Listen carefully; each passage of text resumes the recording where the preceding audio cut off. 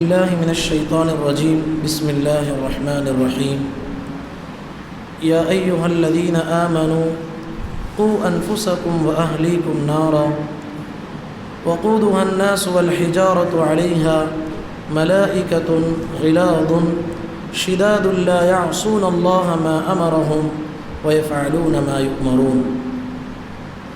معزز بھائیوں اور پردہ نشین خواتین اسلام، میں نے آپ کے سامنے جو آیت پڑھی ہے سورہ تحریم کی آیت ہے۔ اس آیت میں آپ ذرا غور کیجئے، اللہ تعالیٰ نے ارشاد فرمایا، اے ایمان والو قوا انفسکم، اپنے آپ کو اور اپنے گھر والوں کو جہنم کی اس آگ سے بچاؤ جس کا ایندھن انسان اور پتھر ہوں گے۔ ایندھن جس کو ڈالنے سے اور آگ بھڑکتی ہے۔ کہا کہ اے لوگوں، اپنے آپ کو اور اپنے گھر والوں کو، خاندان والوں کو جہنم کی اس آگ سے بچاؤ جس کا ایندھن انسان اور پتھر ہے، اور اس پہ ایسے کڑے جو ہے نگرانی کرنے والے فرشتے ہیں جو بڑے سخت ہیں، اللہ کی ذرا برابر بھی نافرمانی نہیں کرنے والے ہیں۔ لا یعصون اللہ ما امرہم وَيَفْعَلُونَ مَا يُؤْمَرُونَ، وہ وہی کرتے ہیں جو اللہ انہیں حکم دیتا ہے۔ معزز بھائیوں، اس آیت کے بعد میں آپ سے یہ بات پوچھنا چاہتا ہوں کہ ہم ماں ہونے کے اعتبار سے، باپ ہونے کے اعتبار سے تھوڑی دیر کے لیے سوچو، ہمارے بچے کے ہاتھ میں داغ لگ گیا، آگ انگار کو بچہ پکڑ لیا، داغ لگ گیا، ہم باپ اور ماں ہونے کے ایسے سے کیسے تڑپ جاتے ہیں کہ میرے بچے کو جو ہے آگ لگی ہے، رات نیند نہیں آتی ہے کہ میرے بچے کو جو ہے کتنی تکلیف ہوگی۔ کہیں بچے کو سر میں درد آتا ہے تو سوچتے ہیں کہ میرے بچے کو کتنی تکلیف ہے۔ سوچو تو صحیح، یہ داغ، وہ ماں باپ دنیا کے داغ کو برداشت تو نہیں کر رہے ہیں، لیکن آخرت کی آگ کے بارے میں، جو جہنم کی آگ ہے، نبی کریم صلی اللہ علیہ وسلم فرماتے ہیں، نارکم جزء من 70 جزءا من نار جہنم، قیل یا رسول اللہ ان كانت لکافیتا، قال فضلت علیہن ب69 جزءا کلہن مثل حرها۔ کہا کہ جہنم کی آگ اس دنیا کے آگ کے مقابلے میں 69 درجے زیادہ گرمی والی ہوگی، حرارت والی ہوگی۔ صحابہ نے کہا اللہ کے نبی، دنیا کی آگ ہی جو اسٹیل کو پگھلا دیتی ہے، لوہے کو پگھلا دیتی ہے، یہی آگ تو کافی تھی۔ نبی صلی اللہ علیہ وسلم نے کہا نہیں، مجرموں کو، ظالموں کو سزا دینے کے لیے اللہ تعالیٰ نے وہاں اس دنیا کے مقابلے میں 60 پر 9 درجے زیادہ حرارت والی جو ہے آگ پیدا کیا ہے۔ اب سوچو صحیح کہ ہمیں خود اپنے آپ کو اس آگ سے بچانا ہے اور اپنی نسل کو بچانا ہے۔ میں کیا پیغام دینا چاہتا ہوں کہ آج تربیت کے موضوع پہ جو بات ہمیں کرنی پڑتی ہے، خصوصاً آج کے نوجوان بچے، آج کی اولاد کے بارے میں بھی فکر کرنا ہے۔ آج نوجوان نسل بگڑتی جا رہی ہے، ماں باپ بچپن میں لاڑ دے دیے، پیار دے دیے، وہی بچے جو ہے بڑے ہوتے جا رہے ہیں۔ نشہ آور چیزوں کا استعمال، کوئی بیڑی پیتا ہے، کوئی سگریٹ پیتا ہے، کوئی شراب پیتا ہے، کوئی ڈرگز جیسی عظیم لت میں مبتلا ہے، بڑی بڑی برائیوں میں مبتلا ہے۔ ماں باپ خون کے آنسو ہوتے ہیں، بچہ ہاتھ سے نکل گیا ہے، میری بات سنتا نہیں ہے۔ میرے بھائی، میرے سامنے 2 وجوہات ہیں، 2 وجہ ہیں بنیادی طور پر جس کی وجہ سے یہ سارے مسائل ہوتے ہیں۔ وہ 2 وجہ ہمیں آج جاننے کی کوشش کرنا ہے۔ پہلی وجہ جو آج کی نسل بگڑ رہی ہے، اس کی سب سے بڑی وجہ، آج ہم نے بچوں کا رشتہ، نوجوانوں کا رشتہ مسجد سے جوڑنے کے بجائے مسجد سے توڑ دیا۔ ہاں، کتنی مسجدیں آپ کو ملیں گی، متولی صاحب مسجد کے سامنے لکھ کے لگاتے، ہماری مسجد میں بچوں کا داخلہ ممنوع ہے، ہماری مسجد میں بچے نہیں آنا۔ اللہ، ہم کون ہوتے ہیں بچوں کو روکنے والے؟ اب دیکھیے بچوں کو روک دیا، نتیجے میں کیا ہوا؟ وہی بچے بڑے ہو گئے، 20 سال کا ہے، رکوع کیسا کرنا نہیں معلوم، سجدہ کیسا کرنا نہیں معلوم ہے. بسا اوقات بڑی تکلیف سے کہنا پڑتا ہے، باپ کا جنازہ لایا گیا ہے. میں تو کہتا ہوں باپ کے جنازے کو بیٹا بڑھانا چاہیے، امام صاحب نہیں ہے. بیٹے کے دل میں جو درد سے دعائیں نکلتی ہے، امام صاحب کے دل سے نہیں نکلتی ہے. مشکل بات نہیں ہے، بہت آسان ہے. لیکن بسا اوقات دیکھا جاتا ہے کہ آدمی مسجد کے باہر کھڑا ہوا، باپ کا جنازہ ہے، پوچھتے ہیں کیوں میں اندر نہیں آتے؟ پاکی ہی نہیں، پاکی نہیں ہے اس لیے باپ کے جنازے میں شامل نہیں ہو سکتا. الیاذ باللہ. ایسے کتنے واقعات ہیں میرے بھائی، دین سے تعلق ہی نہیں ہے. اس کی سب سے بڑی وجہ ہم نے بچوں کا رشتہ مسجد سے توڑ دیا، نماز سے توڑ دیا. سب سے بڑی وجہ جو اولاد نماز سے جڑ جاتی ہے، مسجد سے جڑ جاتی ہے، پھر دیکھیے ان کی زندگیوں میں کیسے انقلاب آتا ہے. یہ اللہ کا قانون ہے. نبی کریم صلی اللہ علیہ وسلم کی زندگی کو پڑھو، جتنے بھی کام ہوتے تھے نبی صلی اللہ علیہ وسلم مسجد نبوی میں انجام دیتے تھے. اللہ کے نبی صلی اللہ علیہ وسلم نے ہمیں یہ تعلیم دی ہے کہ بچوں کو مسجد لائیں. بچوں کو لانے کے لیے ہمیں خود آنا ہے. ہم خود نماز نہیں پڑھیں گے تو ہماری اولاد کیسے سدھرے گی؟ ہم خود نماز پڑھیں گے، ہماری اولاد دیکھے گی کہ میرے والد سجدہ کر رہے ہیں، میرے والد رکوع کر رہے ہیں، قیام کر رہے ہیں، کیسے نماز پڑھتے ہیں، کیسے بات کرتے ہیں. تب تو تمہاری اولاد جو ہے ماں باپ کی عادتوں کو اپناتی ہے. ہم نے کبھی نماز ہی نہیں پڑھا ہے، عید کے وقت میں نماز کے لیے آئے، جمعہ کے لیے آئے، اس میں بھی بچوں کو لے کے نہیں آئے تو کیسے سدھرے گی اولاد؟ اللہ کے نبی صلی اللہ علیہ وسلم نے فرمایا مروا اولادکم بالصلاة وهم ابناء 7 سنین. کہا کہ بچوں کو 7 سال کی عمر میں پکڑ کے مسجد کو لاؤ. کیا کہا؟ کتنے سال کی عمر میں؟ 60 نہیں، 7. کتنے بولو؟ 7 سال کی عمر میں مسجد کو لانا. بعض لوگ 60 سال سمجھ جاتے ہیں. 7 سال 7 ایئرس بلا لے کے آنا. وَضْرِبُوهُمْ عَلَيْهَا وَهُمْ أَبْنَاءُ 10 سنین. ہاں 7 سے بلاتے رہنا. 10 سال کے بعد بھی مسجد کو نہیں آتا، ادب کی مار اگر مارنا ہے مار کے ہی صحیح اسے جو ہے مسجد کو لانا ہے. وہ جاہلوں کی طرح نہیں ہے، ادب کی مار. شریعت نے جو ہے مارنے کا حکم بہت کم دیا ہے. اس معاملے میں، نماز کے معاملے میں سستی نہیں کرنا ہے تو اولاد جو ہے سدھر جائے گی. آپ دیکھیے اس معاملے میں محمد الرسول اللہ صلی اللہ علیہ وسلم ہمارے لیے اولاد کی تربیت کرنے میں، انہیں آداب سکھانے میں مسجد سے کیسے رشتہ جوڑا. دیکھیے ہم کہتے ہیں بچے مسجد کو آتے ہیں، آواز کریں گے، شرارت کریں گے، فلاں کریں گے، فلاں کریں گے. آپ تھوڑی دیر کے لیے سوچئے، نبی کریم صلی اللہ علیہ وسلم کی نواسے، ان کا نام حسین رضی اللہ عنہ. نبی صلی اللہ علیہ وسلم سجدے میں گئے، سجدے میں گئے ہیں، سینکڑوں کے صحابہ، فرض نماز ہے، لمبا سجدہ ہو رہا ہے. اتنا لمبا سجدہ ہو گیا صحابہ پریشان ہو گئے. ایک صحابی نے کہا کہ شاید مجھے ڈر لگ رہا ہے کہیں نبی صلی اللہ علیہ وسلم پہ کوئی حادثہ تو واقع نہیں ہوا، کوئی جان تو نہیں چلے گئی ہے.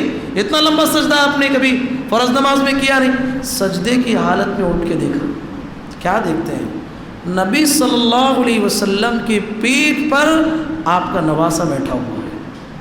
جب نواسہ ہٹ گیا تو سجدے سے اڑ گئے، نماز سے فارغ ہو گئے تو صحابہ سے کہا، صحابہ آج میں نے لمبا سجدہ کیا ہے، اس کی وجہ یہ ہے کہ میرا نواسہ آج مجھے گھوڑا بنا لیا تھا. سبحان اللہ، وہ مجھے جو ہے گھوڑا سمجھ کے میرے اوپر بیٹھ کے کھیلنے لگا. میں نے چاہا کہ اس کی خواہش بھی پوری کروں. سبحان اللہ. کس میں؟ فرض نماز میں. بچوں کو لائیں گے انشاءاللہ، لائیں گے انشاءاللہ. یہی نسل جو ہے آئندہ جو ہے دین کے قادم بنے گی. نبی صلی اللہ علیہ وسلم کی صحیح روایت ہے، نبی صلی اللہ علیہ وسلم کی نواسی امامہ رضی اللہ عنہا نماز کے لیے آتے تو بچی کو لاتے. اتنی چھوٹی بچی کہ چل بھی نہیں سکتی تھی. نبی صلی اللہ علیہ وسلم فرض نماز میں کندھے پہ بٹھاتے تھے، اور جب رکوع سجدے میں جانا ہوتا اٹھا کے رکھتے، پھر اٹھتے تو اٹھا کے کندھے پہ بٹھا لیتے تھے. سبحان اللہ. بچوں کا رشتہ نبی صلی اللہ علیہ وسلم نے مسجد سے جوڑا.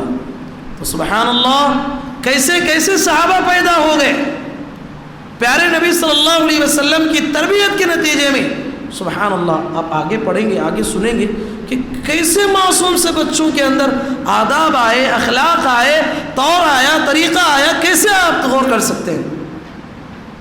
سبحان اللہ. ہم ایک بات سوچتے ہیں، دنیا جس کے پیچھے انسان بھاگ رہا ہے، مال مال مال مال. قرآن نے کہا الہاکم التکاثر حتی زرتم المقابر. کہا کہ اس کی چاہت جو ہے اسے قبر تک لے جائے تب بھی کم نہیں ہونے والی ہے. خواہشات کبھی مٹنے والے نہیں ہیں. ہزاروں خواہشیں ایسی کہ ہر خواہش پہ دم نکلے. ہزاروں خواہشیں ایسی کہ ہر خواہش پہ دم نکلے. بہت نکلے میرے ارماں پھر بھی کم نکلے. ہزاروں خواہشیں دلوں میں بسائے ہوئے ہیں. اگر ہمیں 1000 سال بھی مل جائے تو 2000 سال کی امیدیں ہم بناتے ہیں. صحابہ کی زندگیوں کو پڑھو تو صحابہ اکرام رضوان اللہ علیہ مجمعین کی جماعت کیسے تیار ہوئی. تو روزی روٹی کا مسئلہ اللہ نے لکھ دیا میرے بھائی. ماں کے پیٹ میں بچہ 120 دن کا تھا تو اللہ کے نبی صلی اللہ علیہ وسلم فرماتے فرشتے کو اللہ بھیجتا ہے، فرشتے کو باقاعدہ بھیجتا ہے. فرشتہ اس کا مال، اس کی عمر، اور وہ کتنا کھانے والا ہے، کتنی عمر جینے والا ہے، یہ ساری تفصیلات جو ہے اللہ تبارک و تعالیٰ ماں کے پیٹ میں لکھ دیتے. اللہ تعالیٰ نے قرآن مجید میں جو آیت ارشاد فرمائی اس میں ہمیں غور کرنا ہے. کہا وَأْمُرْ أَهْلَكَ بِالصَّلَاةِ وَاصْطَبِرْ عَلَيْهَا لَا نَسْأَلُكَ رِزْقًا نَحْنُ نَرْزُقُكَ. کہا کہ اے پیغمبر آپ اپنے گھر والوں کو نماز کا حکم دو اور اس پہ جم جاؤ. لا نسألک رزقا، ہم تم سے رزق نہیں پوچھتے. اس میں ایک نقطہ مفسرین نکالتے ہیں کہ رزق اور نماز کا ذکر اس آیت میں ہوا ہے. مطلب یہ ہے جس گھر میں نماز پڑھی جائے اس گھر میں رزق کی بڑی فراوانی ہوتی ہے. جس گھر کے لوگ نماز چھوڑ کے سوتے ہوں اس گھر سے برکتیں اٹھا لی جاتی ہے. اس گھر میں جو ہے اللہ تبارک و تعالیٰ کا عذاب نازل ہوتا ہے جس میں نماز نہیں پڑھی جاتی. اب غور کیجیے، نماز سے روزی کا رشتہ بڑا گہرا ہے. آپ نماز پڑھیے پھر روزی تلاش کیجیے، اللہ آپ کی کمائی میں برکت دے گا. دوسری بات، ہماری اولاد کا بگڑنا اس معاشرے میں اس کی دوسری وجہ ماں باپ کا بیجا لاڈ، زیادہ پیار کرنا بچوں سے. میرا بچہ، کوئی آگے بولتا تمہارا بچہ فلاں جگہ، میرا بچہ غلطی کرے گا کیا، تمہارا بچہ وہاں غلط کام کر لے کے ہے، میرا بچہ غلطی، میرا بچے سے غلطی نہیں ہوگی. حد سے زیادہ بھروسہ. چھوٹی چھوٹی غلطی، بچہ گھر میں گالی دیا، ماں باپ خوش ہوتے ہیں تو گالی تو دینے لگا ہے. اللہ پوچھتے ہیں تو ابھی تو چھوٹا بچہ، اسکول سے بچہ پینسل چرا کے لایا ہے، ماں باپ ابھی تو چھوٹا بچہ ہے. یہی چیز جو ہے ماں باپ کے خون کے آنسو لانے پہ مجبور کرتی ہے. محمد الرسول اللہ صلی اللہ علیہ وسلم دیکھیے بچوں کو خاص کر کے ادب سکھانے میں بہت ہی توجہ دیا کرتے تھے. خاص کر کے اگر چھوٹا سے بچے سے بھی غلطی ہوتی فوراً روکتے تھے. کیوں؟ معصوم بچوں کا ذہن بڑا تیز ہوتا ہے. آپ اگر بچے کو غلطی سکھائیے کہ یہ غلطی ہے بیٹے، غلطی نہیں کرنا ہے، پوری زندگی یاد رکھے گا. آپ کو بھی یاد رکھی، دیکھیے بچپن میں آپ کے ہمارے ماں باپ نے کئی چیزیں ہمیں سکھائی ہوں گی، یاد رہیں گی. یاد ہے؟ بہت ساری چیزیں یاد رہیں گی. اللہ کے نبی صلی اللہ علیہ وسلم جا رہے تھے، نبی صلی اللہ علیہ وسلم کے ساتھ حسن رضی اللہ عنہ تھے. حسن رضی اللہ عنہ کون ہے؟ کون ہے؟ نبی کریم صلی اللہ علیہ وسلم کے نواسے. احسنت، بارک اللہ فیکم. نبی صلی اللہ علیہ وسلم کے نواسے. راستے میں کھجور پڑا ہے، اٹھا کے منہ میں ڈال لیں. نبی صلی اللہ علیہ وسلم نے فوراً فرمایا کخن کخن اما علمت انا لا ناکل الصدقہ، بیٹے تھوک دو تھوک دو، کیا تم جانتے نہیں محمد صلی اللہ علیہ وسلم اور محمد صلی اللہ علیہ وسلم کے پورے خاندان والے زکوٰۃ کا مال صدقے کا مال نہیں کھاتے، ان پہ حرام ہے. کیا ہے؟ صدقے کا مال جائز نہیں ہے. تم آل محمد سے ہو، یعنی تم میرے خاندان کے ہو، کھجور تھوک دو، نہیں کھانا چاہیے. اللہ، یہ نہیں سوچا بچہ ہے ابھی، کھجور ہے کھانے دو، ایسا بولے. نبی صلی اللہ علیہ وسلم کی تربیت میں ایک صحابی تھے. سوال آئے گا بھائی کھجور کھانے والے صحابی کون تھے جسے اللہ کے نبی صلی اللہ علیہ وسلم نے جو ہے کھجور تھوکنے کا حکم دیا؟ صحابی کا نام بولنا ہے. آج بچوں سے زیادہ سوال ہوگا انشاءاللہ، پورے جوان بچے بیٹھے ہوئے ہیں. دوسرے صحابی نبی صلی اللہ علیہ وسلم کے پرورش میں تھے، نبی صلی اللہ علیہ وسلم انہیں دیکھ بھال کرتے تھے. ان کا نام ہے ابو سلمہ رضی اللہ تعالیٰ عنہ کے بیٹے عمر بن سلمہ. یہ صحابی نبی صلی اللہ علیہ وسلم کے گھر میں تھے. عمر بن ابی سلمہ رضی اللہ عنہ کھانا کھانے کے لیے بیٹھتے، لیفٹ ہینڈ سے کھانا کھاتے. چھوٹے بچے کبھی ادھر سے کھانا کھاتے، کبھی ادھر سے کھاتے. نبی صلی اللہ علیہ وسلم نے بچے کو نصیحت فرمائی، 3 باتوں کی نصیحت فرمائی. یہ 3 باتیں مجھے اور آپ کو یاد رکھنا ہے. نبی صلی اللہ علیہ وسلم نے فرمایا یا غلام سم اللہ وکل بیمینک وکل مما یلیک. کہا کہ اے بچے کھانے کے آداب سکھاتا ہوں، سیکھ لو. کہا جب بھی کھانے کے لیے کوئی چیز اٹھاؤ سم اللہ، کیا پڑھنا ہے؟ بسم اللہ پڑھنا ہے. کیا پڑھنا ہے؟ بسم اللہ. اگر بسم اللہ بھول گئے تو بولیے، بسم اللہ اگر بھول جائے تو کیا بولنا ہے؟ عام سوال ہے، بولیے زور سے بولیے بھائی، دعا دوں گا.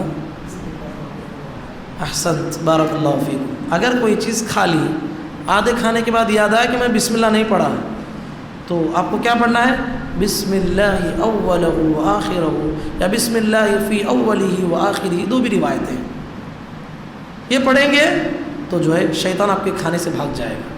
نہیں پڑھیں گے شیطان آپ کے کھانے میں شامل ہوگا، آپ کو جو ہے جتنا بھی کھائیں تو آپ کو فائدہ نہیں ہوگا. تو پہلی چیز فرمایا کہ سم اللہ، بسم اللہ پڑھو.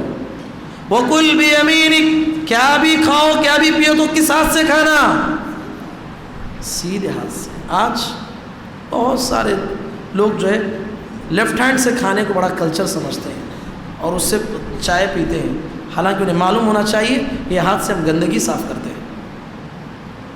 تو دوسری بات فرمائی وکل بیمینک، سیدھے ہاتھ سے. وکل مما یلیک، دعوت میں بیٹھے ہیں، 4 آدمی بیٹھے ہیں، ایسا نہیں ہے کہ ادھر جو ہے بہت اچھی چیز ہے وہاں سے اٹھا رہے ہیں یہاں سے اٹھا رہے ہیں، ایسا نہیں ہے.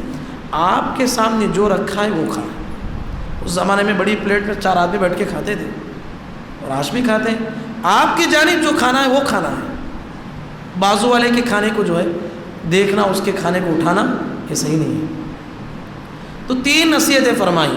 حضرت عمر بن ابی سلمہ رضی اللہ عنہ فرماتے ہیں فما زالت تلك طعمتي بعد، میری زندگی میں جب تک میں کھانے کے پاس بیٹھا 3 نصیحتوں یاد کرتا، اس کے بعد کھانا کھاتا. کب نصیحت کیے؟ جوانی میں. کب کی؟ بچپن میں کیے. تو وہ فرماتے ہیں جب تک زندگی کا آخری کھانا میں جو کھایا ہوں تب بھی ہر کھانے پہ میں 3 نصیحتوں کو یاد کرتا، محمد رسول اللہ صلی اللہ علیہ وسلم، اس کے بعد کھانا کھاتا. یہ صحابی ہے. اور ایک صحابی جسے ہم عبداللہ بن عباس رضی اللہ عنہ کہتے ہیں. یہ عبداللہ بن عباس رضی اللہ عنہ نبی صلی اللہ علیہ وسلم نماز پڑھ رہے تھے، تہجد کی نماز پڑھ رہے تھے، اکیلے نماز پڑھ رہے تھے. سیدھے آ کے نبی صلی اللہ علیہ وسلم کے لیفٹ سائڈ کھڑ گئے. اب سوال ہے آپ لوگوں سے، آپ کبھی امامت کر رہے ہیں، اکیلے نماز پڑھ رہے ہیں، تو کوئی آ کے آپ سے ملنا چاہتا ہے، لیفٹ سائڈ کھڑے یا رائٹ سائڈ کھڑے؟ جی رائٹ سائڈ کھڑنا، امام کے دائیں جانب کھڑنا ہے. تو یہ صحابی آگے کہاں کھڑے؟ بائیں جانب کھڑے، لیفٹ سائڈ کھڑے. تو نبی صلی اللہ علیہ وسلم نے نماز کی حالت میں انہیں جو ہے لیفٹ سے کیا کیا؟ رائٹ کیا. کس حالت میں؟ نماز کی حالت میں. اس سے بہت ساری باتیں ملتی ہیں۔ ایک اہم بات یہ معلوم ہوتی ہے کہ نماز کی حالت میں جائز حرکت کر سکتے ہیں۔ علماء نے بیان کیا، باقاعدہ آپ نماز پڑھ رہے ہیں، پہلی بات تو آپ اپنے موبائل کو جو ہے سائلنٹ کر کے مسجد آئیں، مسجد میں لائے ہیں وہ الگ بات ہے۔ اب رنگ ٹون سادہ رکھنا ہے، نعوذ باللہ کوئی گانے بج رہے ہیں، مسجد میں میوزک ہو رہی ہے، اب نماز میں کھڑے ہوئے امام صاحب کے لیے نماز میں ڈسٹرب، پوری مسجد جو ہے پریشان ہے۔ اب یہ اللہ کے بندے کو توفیق نہیں ہے، یہ کہتا ہے کہ نماز کی حالت میں کیسے میں فون بند کروں۔ علماء نے کہا ہے نبی صلی اللہ علیہ وسلم نے اس صحابی کو تربیت کرتے ہوئے لیفٹ سے رائٹ کیا، تو تمہارے لیے جائز ہے کہ فون کو بھی جو ہے تم آگے بڑھ کے، صرف جائز نہیں واجب ہے تم پہ کہ فون کو جو ہے بند کریں، اس سے جو ہے آپ کی نماز ٹوٹتی نہیں ہے۔ اس کا مطلب یہ نہیں ہے ایک فون آ رہا ہے، فون جو ہے اٹینڈ کر کے بولیں میں نماز میں ہوں، تھوڑا بعد میں بات کرتا ہوں، یہ غلط ہے، یہاں تو جو ہے نماز باطل ہو جاتی ہے۔ آپ جو ہے بند کرنے کے مکلف ہیں، بند کر دیں، اس کو سائلنٹ کریں، اس کے بعد نماز جاری رکھیں۔ تو اس طریقے سے تو نبی صلی اللہ علیہ وسلم نے اس صحابی کی تربیت فرمائی۔ غلطی بچہ ہے نا، کھڑ گیا، اسے کیا معلوم، ایسا کیے نبی صلی اللہ علیہ وسلم کی سب سے بڑی خصوصیت یہ تھی۔ آج ہم اولاد کو اچھا کام کرتے ہیں، یا کوئی اولاد ہمارے سامنے آئی، واہ کیا خوبصورت ہے، کتنا اچھا کام کرتا ہے، ایسی بات کرتے ہیں۔ محمد صلی اللہ علیہ وسلم ایسا نہیں کرتے تھے، بچوں کو دعا دیتے تھے۔ جب یہ صحابی اللہ کے نبی صلی اللہ علیہ وسلم کی خدمت کرتے، تہجد کی نماز پڑھتے، نبی صلی اللہ علیہ وسلم نے دعا دی، اللہم فقہہ فی الدین۔ کیا بولیے؟ اللہم، پڑھیے، آپ کو بچوں کو دعا دینا ہے نہیں، آپ اپنے بچوں کو دعا دیجیے، کتنی پیاری دعا، اللہم فقہہ فی الدین وعلمہ التأویل۔ اے اللہ اس معصوم سے بچے کو دین کی سمجھ عطا فرما، اور قرآن مجید کا تفسیر کا خصوصی علم اسے عطا فرما۔ حضرت عبداللہ بن عباس رضی اللہ عنہ کہتے ہیں پورے قرآن کی تفسیر مجھے معلوم ہے، اور مجھے یہ تک معلوم ہے کون سی آیت کب اور کس حالت میں نبی صلی اللہ علیہ وسلم پہ نازل ہوئی، وہ بھی مجھے معلوم ہے۔ کس کی دعا تھی ہے؟ محمد رسول اللہ صلی اللہ علیہ وسلم، دین کی سمجھ۔ اور آپ کو معلوم ہونا چاہیے عمر بن خطاب رضی اللہ عنہ، نبی صلی اللہ علیہ وسلم کی وفات، ابو بکر رضی اللہ عنہ کی وفات کے بعد جب عمر رضی اللہ عنہ خلیفہ بنے تو شورائی نظام قائم کیا، ایک اپنے مجلس شورا قائم کیا، بڑے بڑے صحابہ جو مشورہ دینے والے، بہت ذہین صحابہ تھے، ان کو ایک ٹیم تیار کی تھی۔ جہاں عثمان و علی بیٹھتے تھے انہیں پر ایک چھوٹے معصوم سے بچے کو بلاتے تھے عمر بن خطاب رضی اللہ عنہ، وہ کون ہے؟ عبداللہ بن عباس رضی اللہ عنہ، بلاتے تھے، مجلس شورا میں بٹھاتے تھے۔ لوگوں نے کہا چھوٹے بچے کو یہ مجلس میں، کہا کہ نہیں دیکھنے میں تو چھوٹے ہیں، لیکن نبی صلی اللہ علیہ وسلم کی خصوصی دعا اس بچے کے پیچھے ہے کہ اس بچے کو اللہ کے نبی صلی اللہ علیہ وسلم نے دعا دی کہ اللہ اس کو دین کی تو سمجھ عطا فرما، یہی تو جو ہے اصل مشورہ دینے والا ہے میری مجلس میں۔ سبحان اللہ، یہ مقام کیسے ملا؟ عبداللہ بن عباس رضی اللہ عنہ، نبی کریم صلی اللہ علیہ وسلم کی دعا سے۔ تو میرے بھائی دو چیزیں، ہم اپنی اولاد کو مسجد سے جوڑیں، اور اپنی اولاد کو جب بھی برائی دیکھتے ہیں، ان کے اندر کوئی خامی دیکھتے ہیں، فوراً روکنے کی کوشش کریں، ادب سے سمجھائیں، حدیث سنائیں، قرآن کی آیت پڑھ کے سنائیں، وہ بچوں میں تبدیلی آئے گی، وہ بچے جو ہے دنیا اور آخرت میں کامیاب ہو جائیں گے۔ انشاءاللہ عمل کریں گے انشاءاللہ، یہی اولاد ہماری آخرت کا ذریعہ بنے گی۔ یہی اولاد، اللہ کے نبی صلی اللہ علیہ وسلم فرماتے ہیں کہ ایک آدمی کو اللہ جنت میں بڑا مقام دے رہا ہے، بڑا مقام دے رہا ہے۔ اللہ تبارک و تعالیٰ سے وہ بندہ پوچھتا ہے اللہ اتنی بڑی تو نیکی میں کر کے نہیں آیا ہوں، اتنا بڑا مجھے درجہ کیسے مل رہا؟ اللہ تعالیٰ کہتا ہے لاستغفار ولدک لک، اب تو نے جو اولاد کو ادب سکھایا، اخلاق سکھائے، نمازی بنایا، متقی بنایا، وہ بیٹھ کے مسجد میں اب تیرے حق میں دعا کر رہا ہے، رب ارحمہما کما ربیانی صغیرا رب اغفر لی ولوالدی وللمؤمنین یوم یقوم الحساب۔